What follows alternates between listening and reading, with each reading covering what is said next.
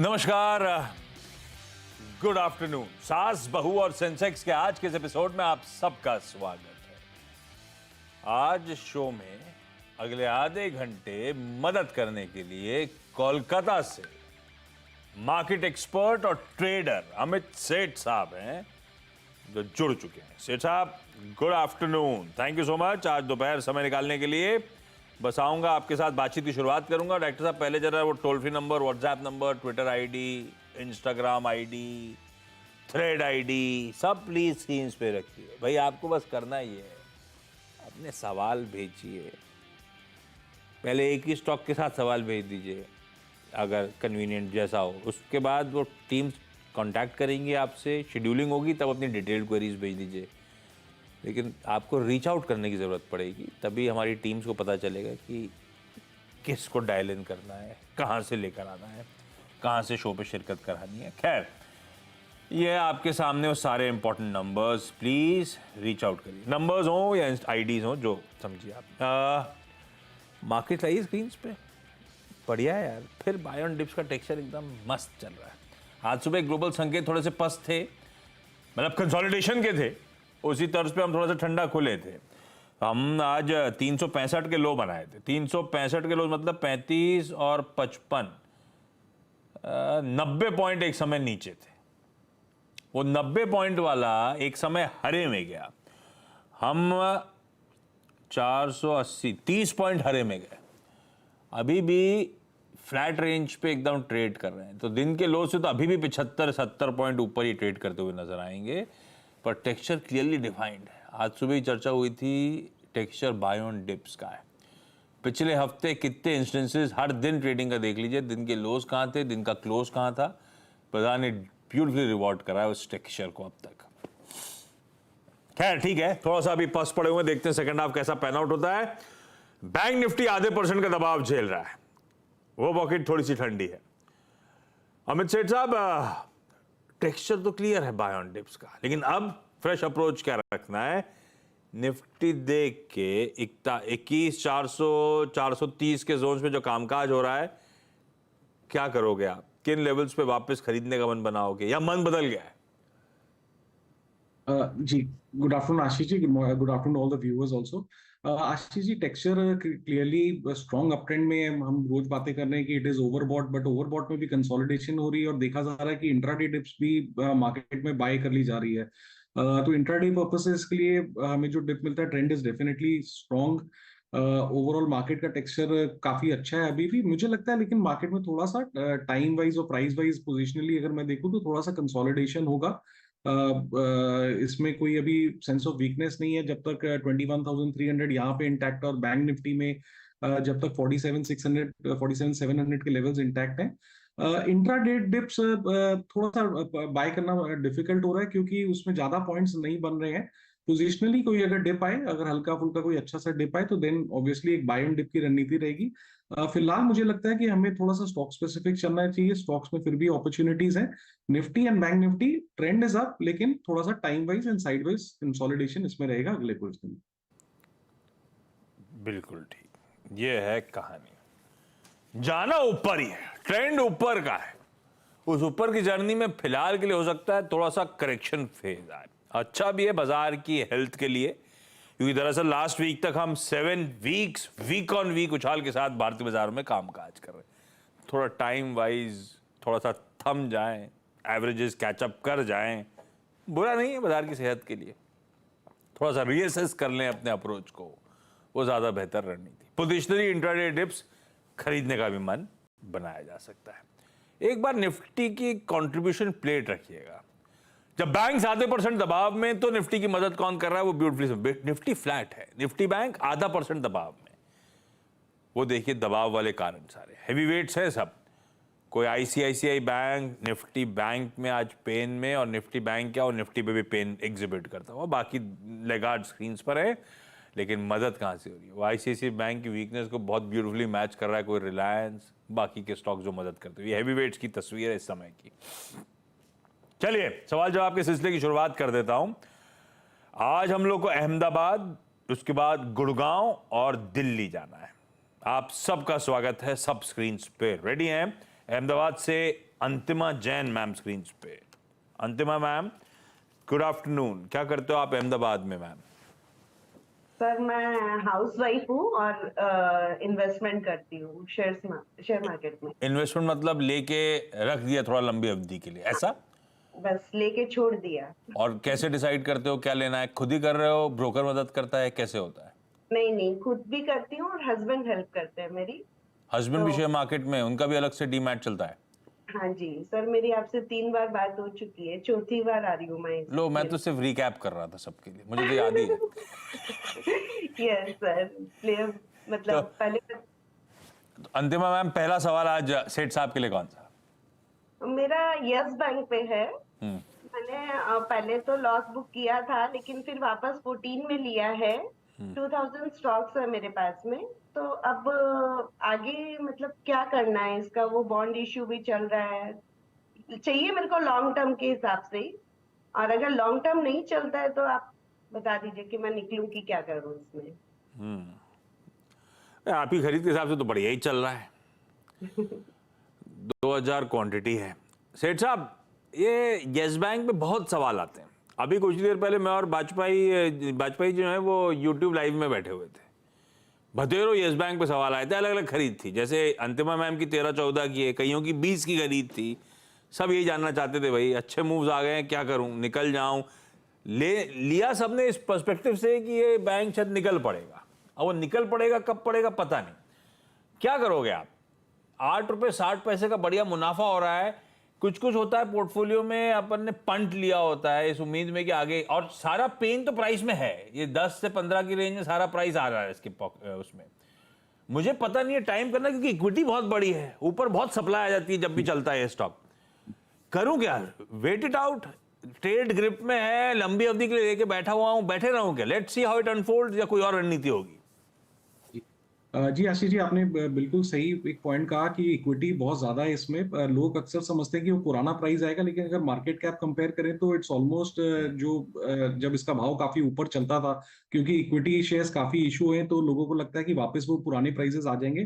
Price तो आस्ते आस्ते एज पर फंडामेंटल्स ही मूव करेंगे, लेकिन अगर टेक्निकली हम बात करें तो 22 रुपीज पे स्टॉक ने एक अपना रेजिस्टेंस क्लियर किया। आप अच्छे खासे मुनाफे में बैठे हुए हैं। 14 रुपए की आपकी कॉस्टिंग है। थोड़ा सा हमने देखा है ये स्टॉक रेंज बाउंड ही है, थोड़ा ऊपर जाता है फिर वापस नीचे आ जाता है। ब्रॉडली 16 से 22-23 रुपए की रेंज में घूमता रहता है। फर्स्ट टाइम इसने 22 का लेवल क्रॉस किया है, तो 22 तक अपना ट्रेलिंग स्टॉप लॉस शिफ्ट कर लें कि 22 के नीचे जाए तो मुनाफा मान लें। 22 रुपए जब तक इंटैक्ट है, 2190 22 रुपीज बने रहे। नेक्स्ट लॉजिकल टारगेट 24-25 रुपीज का है, बट अंडर एनी सर्कमस्टांसेस 22 टूटे तो अपना मुनाफा मान लें। 22 टूटे तो मुनाफा मान लेने का है। गुड़गांव से दीपिका दीवान जी स्क्रीन पे। Deepika ma'am, good afternoon. Deepika ma'am, आप क्या करते हो गुड़गांव में? जी, मैं कंसल्टेंट हूँ क्लोथिंग इंडस्ट्री में। मैं रिटेलर्स, वेस्टर्न रिटेलर्स को सोर्सिंग गाइड करती हूँ, ग्लोबल सोर्सिंग में। अरे वाह। और दीपिका मैम, फिर वहां की कमाई आप शेयर मार्केट्स में मल्टीप्लाई करने लाते हो?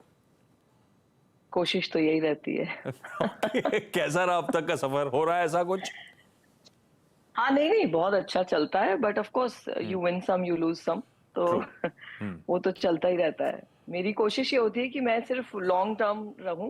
वो नेक्स्ट सवाल आपका होना था, तो मैं पहले जवाब दे दी कि मतलब नहीं ट्रेड करती हूँ छोटी टाइम के लिए, लेकिन कभी कभी जब अननोन या लेसर नोन ले लेती हूँ तो थोड़ा फंस भी जाती हूँ। ओके दीपिका मैम, पहला सवाल कौन सा? आई एम अज्यूमिंग फिर आपको तो टेक्सटाइल कंपनी में पता होगा किसकी सोर्सिंग ज्यादा, किसका धंधा बढ़िया हो रहा है, कौन सी कंपनी में दाव लगाना है। आपने टेक्सटाइल लेते हो नहीं लेते हो? मैं नहीं लेती, इसीलिए नहीं लेती हूँ। नहीं, टेक्सटाइल में नहीं लेती हूँ क्योंकि I don't have a very high opinion, so ये बोलना नहीं चाहिए टीवी पर। ठीक है, छोड़ देते हैं, पर हम भी दूर रहे मतलब। आप हेल्प तो कर ही सकते हो हमारी। अलग से बताऊंगी। दीपिका मैम, पहला सवाल कौन सा? तो मेरे पास आईटीसी है। मैंने ना सोचा कि सवाल वो मैंने भेजे हुए हैं, तो मैं 1 मिनट साथ साथ खोल लेती हूँ। मैंने इसलिए साथ में खोल के नहीं रखे हुए। तो देखिए, मेरे पास आईटीसी है 250 जो मैंने Okay. 461 पे खरीदे थे, 461.09 पर। हाँ। तो अब इसमें प्रॉब्लम ये है कि मैं जब आईटीसी खरीद के बेच देती हूँ तब वो नहीं चलने लगता है। बढ़ता है, नहीं बढ़ हाँ, जब बेच देती हूँ तब बढ़ता है, जब खरीद के बैठी रहती हूँ तो नहीं बढ़ता है। अब आप बताइए क्या करूँ इसका मैं। अब जब आपको बेचने का मन करे तो और खरीद लेना, और जब खरीदने का मन करे तब अभी बेच लेना। आजकल यही बेचने एक का आंसर मन हो है रहा है इसका। तो तो फिर हमारे खरीदने की बारी आ गई। अमित जी, ये बेचने का मूड बना रही है।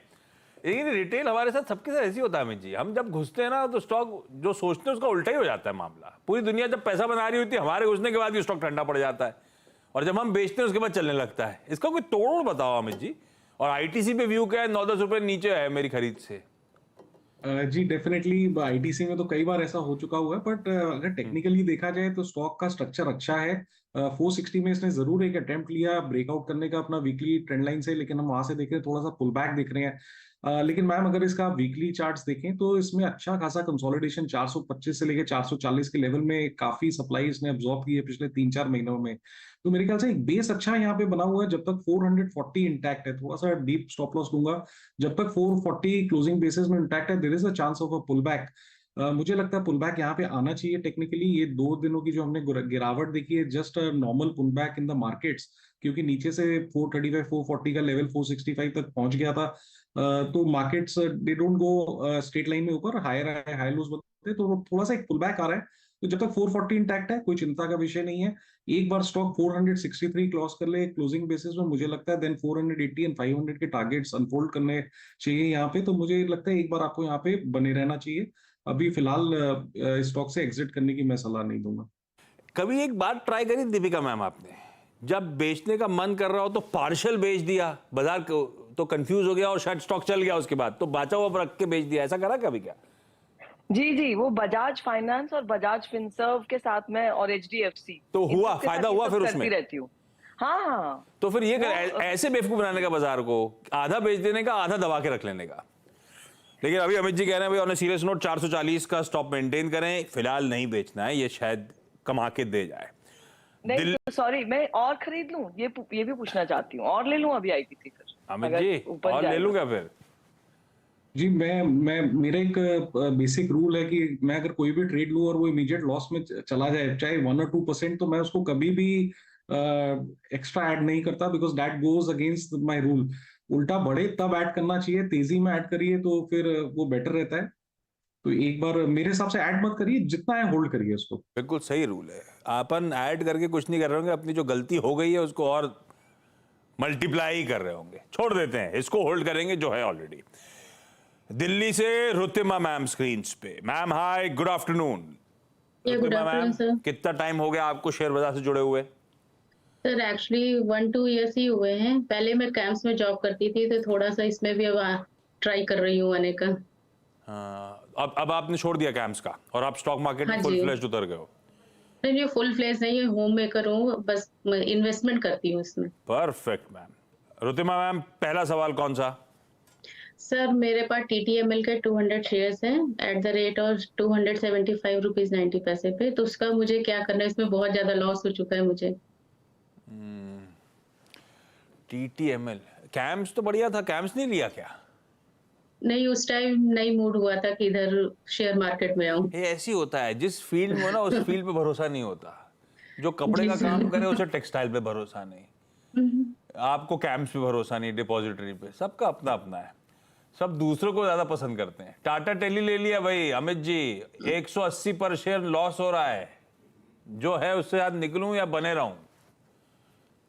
जी बड़ा डिफिकल्ट प्रश्न है, क्योंकि काफी अच्छे खासे लॉस में मैम इसमें बैठे हुए हैं रिसेंटली। लेकिन हम देख रहे हैं इसमें हाई लोज है, स्टॉक अपने 200 EMA के ऊपर चल रहा है। जिस प्राइस में आपने परचेज किया है, it is very difficult to say वहां तक कब आएगा या नहीं आएगा। लेकिन फिलहाल मैं ये कह सकता हूँ जब तक 88-89 मेंटेन है स्टॉक में आप बने रहें। आशा करता हूँ 105 106 के लेवल्स आएंगे, वो भी यहाँ से लगभग 10% है। तो उसके बाद स्टॉक को फिर रिव्यू किया जाएगा on day to day basis, 1-to-1 basis. But जिस प्राइस में आपने लिया है वो थोड़ा सा स्ट्रेच्ड और थोड़ा सा भी डिफिकल्ट लगता है। फिर भी फॉर द टाइमिंग होल्ड करेंगे। ये यहां से 10% का मूव दे, 105 110 के जोन्स में जाए तब रिव्यू करेंगे क्या करना है। अभी तो होल्ड है। क्विकली एक सवाल और ले लेता हूं। अंतिमा मैम, अगला सवाल कौन सा? सर मेरे पास 500 स्टॉक IEX के हैं जो मैंने 145 पे लिया है, तो अभी क्या करना चाहिए उसके लिए? लिया लॉन्ग टर्म के लिए था? हाँ जी, लंबी अवधि के लिए लिया था ना ये भी? हाँ मैं भाई, लंबी अवधि ले ही लेती हूँ। के लिए ही लेती हूँ, ठीक है। IEX भाई, अमित जी क्या करा जाए? जी फिलहाल तो स्ट्रक्चर इसका पॉजिटिव है। स्टॉक अपने की मूविंग एवरेजेस और रेजिस्टेंस के ऊपर ट्रेड कर रहा है, बट लाइक एवरी ट्रेड एक स्टॉप लॉस जरूरी है। 145 पे आपने लिया है, स्टॉप लॉस आप अब ले आइए 142 तक। 142 रुपए का स्टॉप लॉस रखे because that is the strong support area. देख के ऐसा लगता है जिस हिसाब से कैंडल और स्ट्रक्चर है, नियर टर्म में एक बार 160 तक के पॉसिबल है।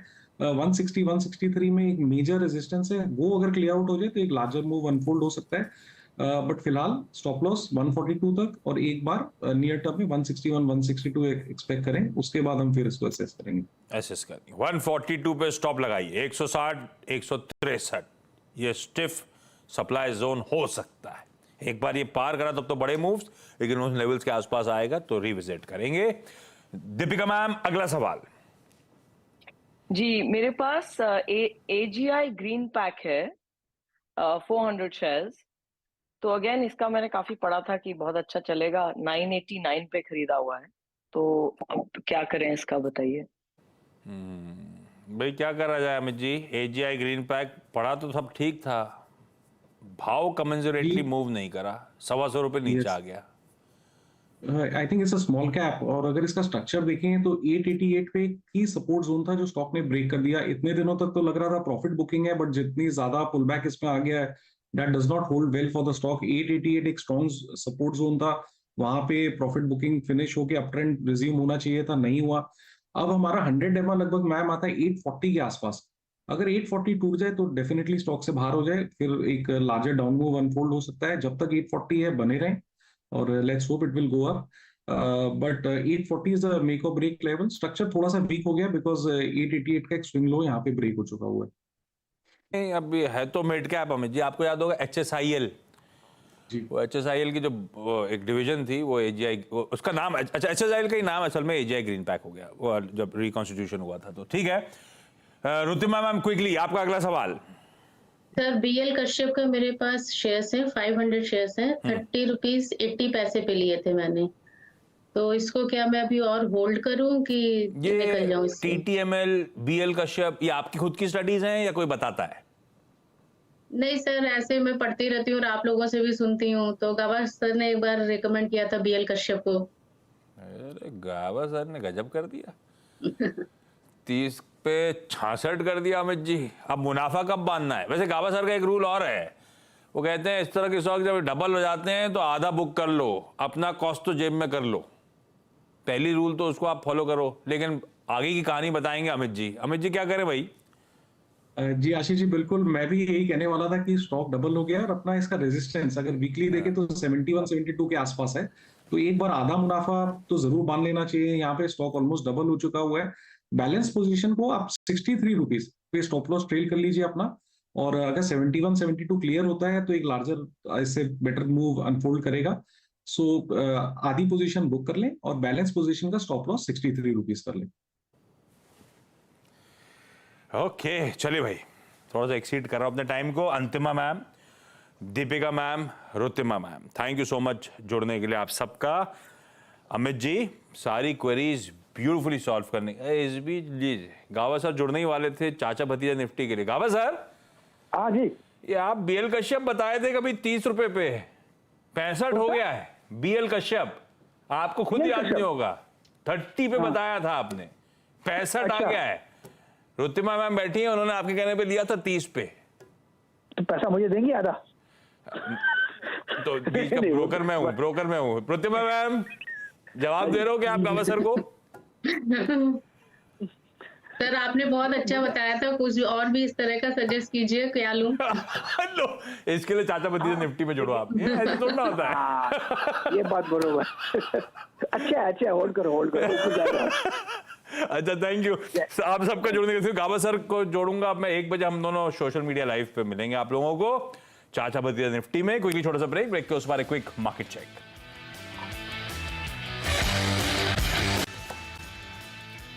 चलिए ब्रेक के बाद आपका स्वागत है। इंडेक्स लार्जली एकदम वही फ्लैट शेड ऑफ रेड के साथ ट्रेड, लार्जली फ्लैट। ब्रेक और मिड कैप्स आउट परफॉर्म कर रहे हैं। मिड कैप्स 1/3 आधा % ऊपर और ब्रेथ अभी भी एडवांसेस के फेवर। वोलेटिलिटी हो सकता है लार्ज कैप्स में हो, बाकी ठीक है बाजार। लोअर लेवल से अक्रॉस द बोर्ड बढ़िया रिकवरी प्ले आउट हुई है। खैर, आज के शो में इतना ही। कल फिर मुलाकात होगी 12:27 पे सास बहू और सेंसेक्स पे, और अब से 5 मिनट बाद आवाज के सोशल मीडिया प्लेटफॉर्म्स में चाचा भतीजा और निफ्टी पर। नमस्कार।